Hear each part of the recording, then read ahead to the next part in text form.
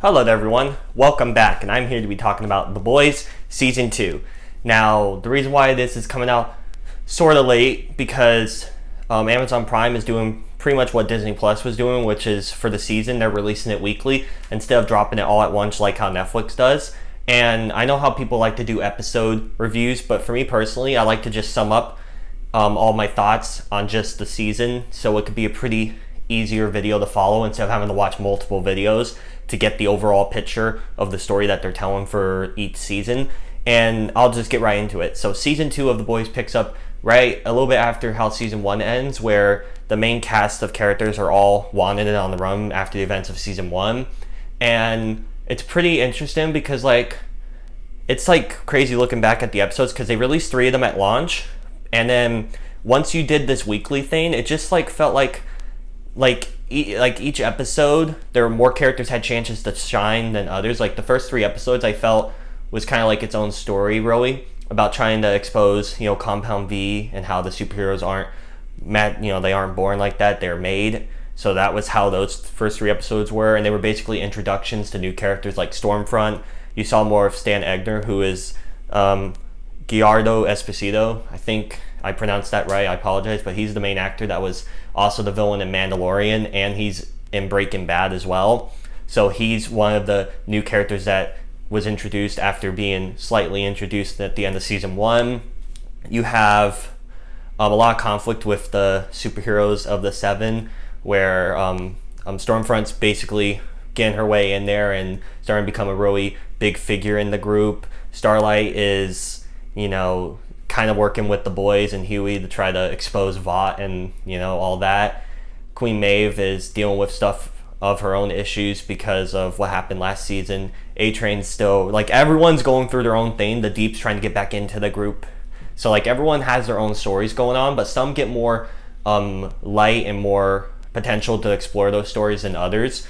But I think it's going to make up for that going forward in season 3, because, everyone at least has a good part in this season, which I think is really cool. But it could have I know that they're I'm glad they're doing the season 3, because they're definitely setting up more for potential for some of these stories, because they do explore some of the stuff that we were wondering at the end of season 1, like how you find out, spoilers for season 1, but I'll just say that real quick, but I won't spoil season 2, don't worry.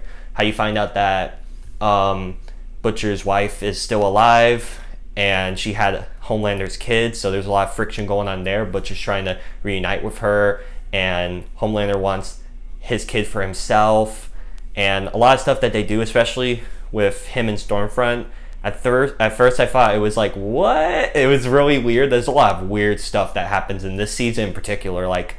I'm not joking, it's some of the weirdest stuff I've seen in a show, but I really do respect that they went in these directions with some of the writing and some of what happened, especially near the end. It was kind of unexpected. I think the last 3 episodes in particular were the best of the entire show. The last 3 episodes of this season. The show, it started out pretty, setup-y, they, some exposition, doing stuff like that, which is cool.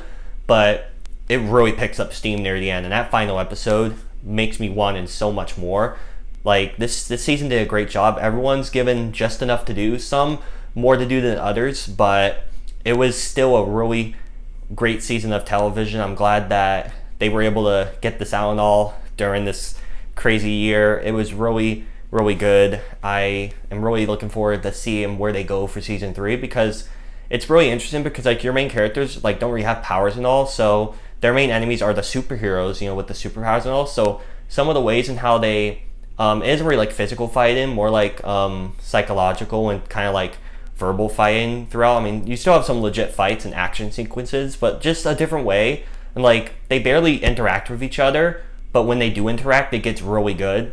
So I do appreciate it's a different type of storytelling with how the characters have a chance to refight, because when you think your main protagonists and group, there's only 1 or 2 of them that actually have powers, so it's kind of difficult to put them in a fight with the literal Superman or something like that. So it's really, I just really liked how they've been able to handle that in these 2 seasons of the show so far. How you can see the conflict between them and just how they bounce off each other. It just feels very fresh and really unique to this genre, which is growing ever so fastly. But yeah, that was pretty much all the stuff I had to say about The Boys Season 2. Again, this was a really solid season. I thought it was really great, especially the last half of the season really made the overall season fantastic. I mean, the first few episodes were kind of a setup type of thing, which was fine, but it really picks up and really gets so good near the end. Again, thank you all so much for watching this review. What did you think of The Boys Season 2 and Season 1 if you've seen either of them? Please let me know down below in the comment section. That would be really much appreciated. And if you want to hit the bell as well to get notified when I upload and subscribe, that would be really cool as well. Again, thank you all so much for watching this, and I'll catch you all in the next video. Bye!